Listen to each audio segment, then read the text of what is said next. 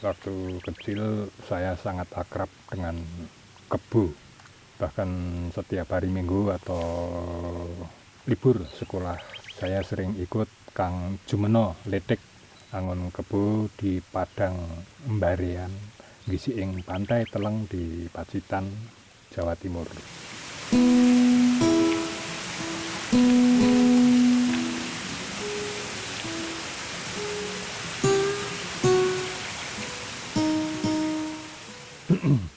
Sekarang di Yogyakarta cukup sulit saya menemukan peternakan kebo. Ya, rata-rata para peternak di sini memang lebih tertarik untuk memelihara sapi atau wedhus.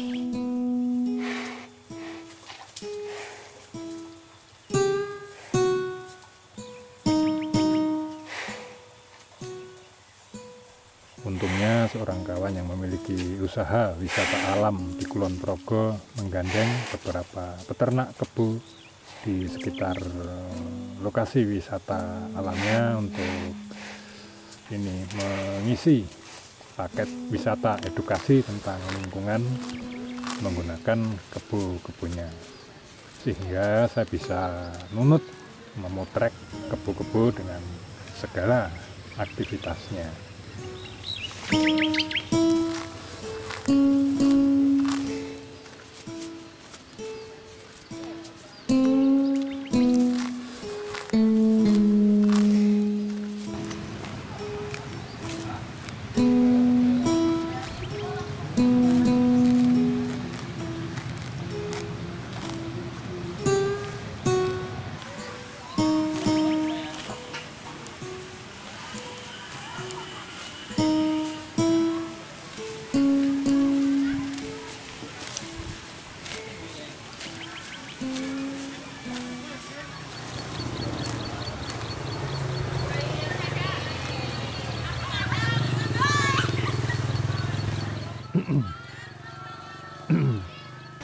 Masyarakat Nusantara memang memiliki kedekatan dengan mamalia Asia Tenggara yang memiliki nama Latin bubalis carabawensis kiyi.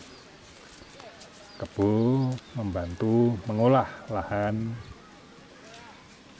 untuk memenuhi kebutuhan hidup, untuk kebutuhan spiritual, hingga menjadi ukuran status sosial.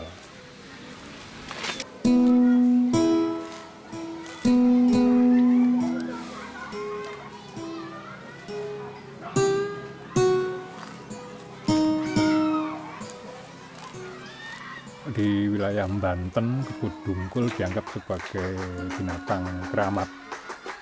Konon kebo bule yang memiliki tanduk menggantung kiyi dianggap memiliki tuah. Di tanah Toraja, kebo lekat dengan berbagai mitos yang memiliki peran penting dalam pesta-pesta adat.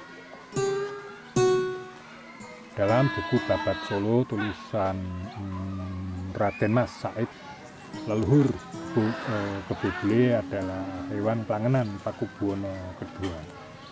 Kerbau kiyi merupakan hadiah dari Bupati Ponorogo, diperuntukkan sebagai cucuk lampah bagi pusaka keraton yang bernama Kiai Selamet.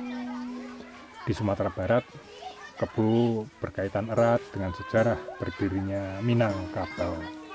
Konon berkat kebo lah rakyat Sumatera Barat berhasil memenangkan sebuah pertempuran melawan kerajaan besar.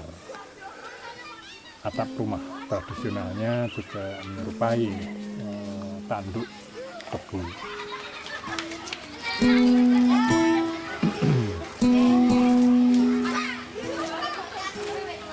Semuanya sudah selesai.